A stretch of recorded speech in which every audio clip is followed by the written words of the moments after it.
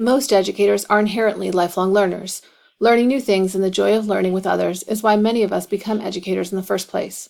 You probably engage in several formal and informal ways to continue to learn about new ideas and strategies relevant to different content areas, teaching strategies, and of course, constantly evolving technologies.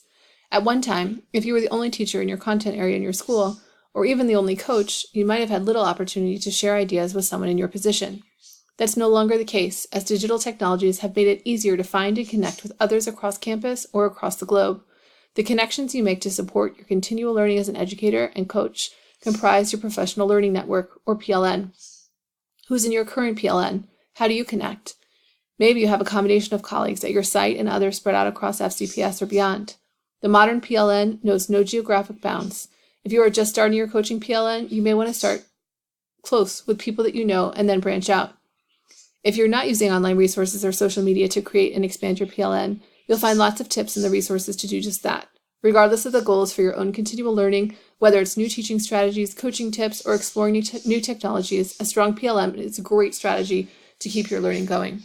As you review the resources on the companion document, determine how they can help support your continual learning. Consider the action steps you can take and the evidence you can collect to demonstrate you clearly and consistently communicate how you engage in continued learning around content, pedagogy, and technology integration, and identify at least one new strategy or resource to use to expand your PLN. Many of these resources and their associated tasks can be found in the FCPS on SBITS Toolkit. The toolkit is too extensive to complete in about an hour, but you may want to refer to it for additional resources or tasks to meet your learning goals to demonstrate this standard.